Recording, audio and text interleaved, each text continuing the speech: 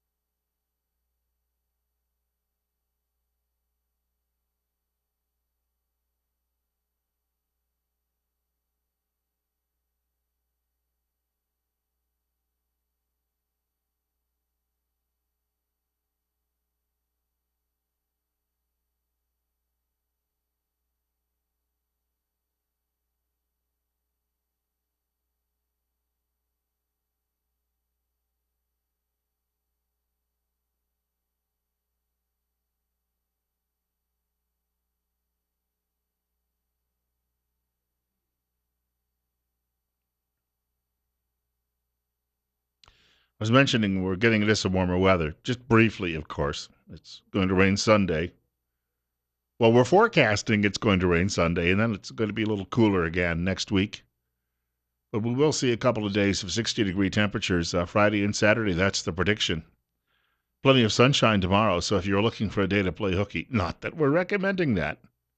Speaking of the warmer weather coming, we keep telling you, you got to get window tints if you have a lot of glass in your home or your business, because that will cut down on that radiated heat coming in, especially this summer, by 3/4, which means your air conditioning unit won't work as hard, which means you'll save a great deal on your electric bills and you'll end up paying for the window tints.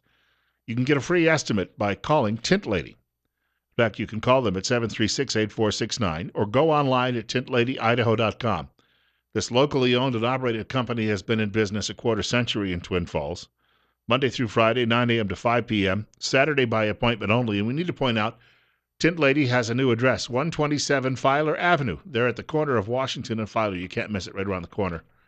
And we do want to remind you they're closed on Sundays. And don't squint, get tint. It's 9:45. It's 44. Bill Colley with you on Top Story this morning on News Radio 1310 KLIX and newsradio1310.com. Haven't given it out yet this morning. My email address is bill.colley@townsquaremedia.com. The email bill.colley@townsquaremedia.com. Also, the telephone number, if you'd like to reach our program, that's 736-0300, 736-0300. Caller joining us. You're up next. You're on air.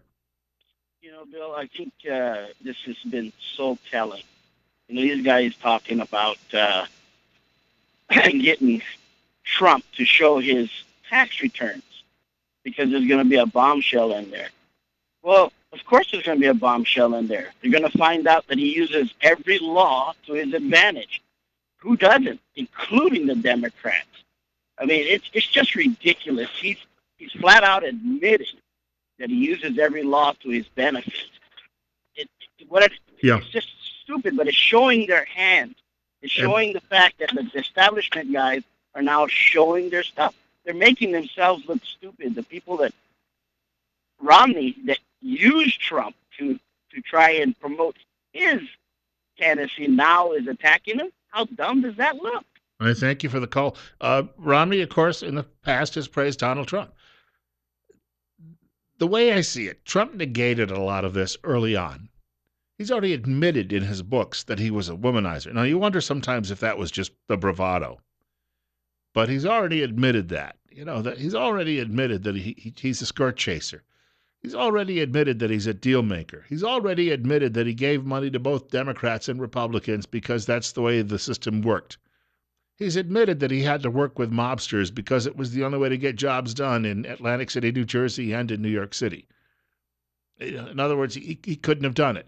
He's admitted that he had some business failures. Do you realize that most of the people in this country, the big risk takers, who've really been successful, they had a lot of failures in business.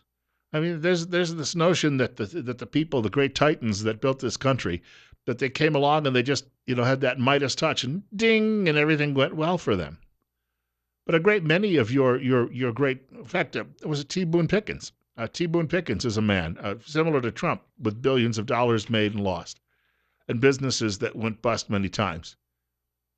Why, though, did they keep coming back? Because they, again, were risk takers. There was a fellow writing last week at one website, and he said, when Marco Rubio wrote a book, he got an advance of a few $100,000, and Rubio immediately went out and bought an $80,000 boat.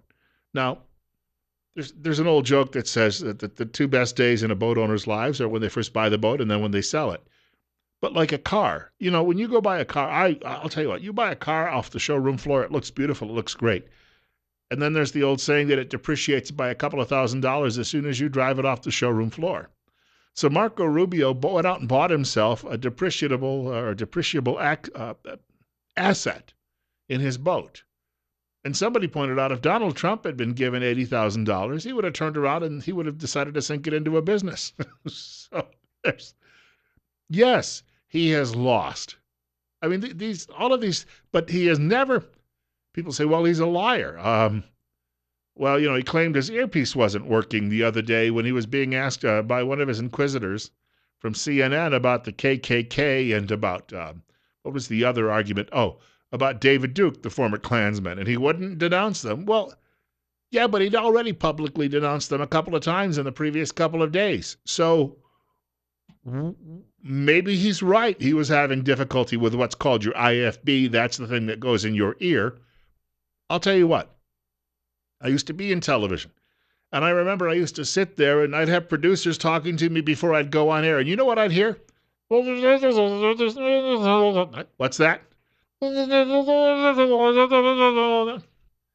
Can you give me that again? Double boxes. I remember one time I was covering, Bill Clinton was rehearsing for the debates at the Chautauqua Institution in 1996. George Mitchell came in to play the role of Bob Dole. This is an enclosed community on Chautauqua Lake in the very southwestern corner of New York, not far from Buffalo. And I was sent there to cover the story with my photographer, and we had a satellite truck. And I kept getting what was called mix minus, and that is you're talking and then you're hearing your voice back in a feedback loop 5-6 seconds later. I have to pop the dang thing out of my ear just to do the story. And again, I'd hear these guys talking to me from far away. It's like a bee buzzing. So I'm just at this point, I'm thinking, he's already admitted the womanizing. He's admitted the fact that he bought politicians. He's admitted he worked with the mob to get his buildings put up. What more would he have to lie about, for crying out loud? He's very much been in the confessional. You're up next. And Hillary Clinton, by the way, 4 guys got killed in Benghazi, and she keeps saying there's nothing to see here. You're on the air with Bill Colley on Top Story on News Radio 1310, KLIX, and newsradio1310.com. Pretty close. You almost were. 736-0300. That's 736-0300. Some people may still be thinking they're listening to the bees buzz. Well, if that's the case, it may be your hearing. And we'd like to recommend Dr. Christine Pickup of Mount Harrison Audiology. She's located in the medical building at 1218 9th Street, Unit Number 2 in Rupert. Telephone number 312-0957, or you can find her office online at mountharrisonaudiology.com. And she asks if you're on high blood pressure medicine or perhaps even a diuretic, because those medicines, they can affect your hearing. Hearing health is a reflection of your overall health.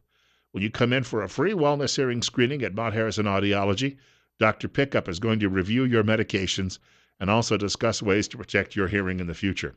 This was interesting. This was on the Fox News feed this morning. Speaking of the Klan, those Klansmen who got beat up the other day in Orange County, California, you may have heard about this. They were attacked by a group. What they were doing is they went out and they were holding up signs that say White Lives Matter in response to the racists on the other side. But you see, the media loves the Black Lives Matter crowd. It doesn't matter how many cops get killed because of those people. It's like, oh, but they're an oppressed minority. Well, you get these guys, these white guys who go out and they hold up these signs. Word gets around they're doing it, so some liberals come out and start to beat them up. One of the liberals got stabbed by the point of a flag, and of course the immediate story was, Klan attacks liberals. Well, the police released all of the Klansmen saying, no, they were just defending themselves, and they had a right to protest, and just like everybody else does, it doesn't matter if you like what they think, that's not how America works. William Quigg is a member of the group that got beat up by the leftists. And he was telling Fox News that the Klan isn't your father's Klan. We are not the so-called KKK of the 1800s and the 1950s. We don't hang people. We don't go and cause trouble. We are a white Christian organization. We are tired of all of this Black Lives Matter. You know, Mr. Quigg, the only thing I can tell you is this. If you're no longer like your predecessors in the Klan, then why join the Klan? He said, we're a white Christian organization. Well, so is the YMCA, or it used to be. Why not join the Y? And then you could go out there. Nobody ever comes and beats anybody up because they belong to the YMCA. Sorry, but just, yeah, well, we're not the same Nazi party any longer. We only cook half the people that we used to. They do have it. See, there's a public relations thing going on here, and these guys haven't quite figured that out yet. Well, I joined Tamerlane's army, and I only joined because I really liked the uniform. It's got nothing to do with the raping and pillaging. 9:54, Bill Colley with you on Top Story on News Radio 1310, KLIX, and newsradio1310.com. It's 46. If you really feel that way, I have no use for Black Lives Matter. I think that it's all designed. It probably came out of the White House to try to divide the country before the election this year. On the other hand, I don't go joining the KKK so I can say, well, we need a counterbalance. There are a number of other organizations you can join that have much better reputations. That's all I'm saying, and I'm sorry that these guys in California haven't figured that out yet. Speaking of strange people who are now getting involved in American politics, I came across this morning at WashingtonExaminer.com. Software developer promises to defeat Trump and Clinton.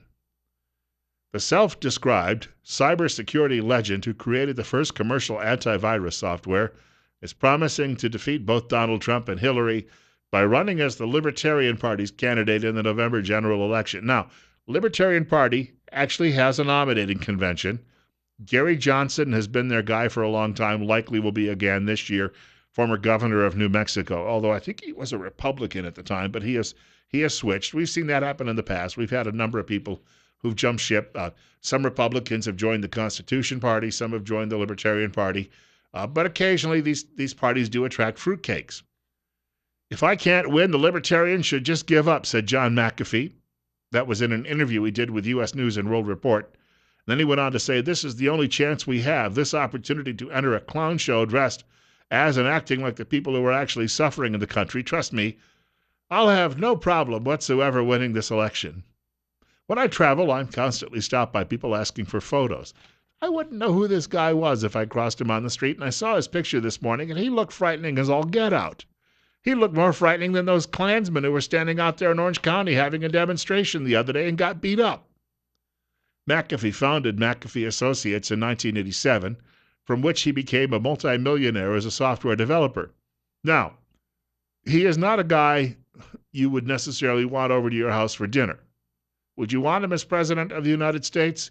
If you think Donald Trump, perhaps, is a little bit shady, take a listen to this. McAfee has gained a more eccentric reputation over the last several years, most notably for fleeing Belize. Now, Belize is a tiny little country in Central America. He did that when he was sought for questioning over the death of one of his neighbors in the country. He currently lives in Tennessee.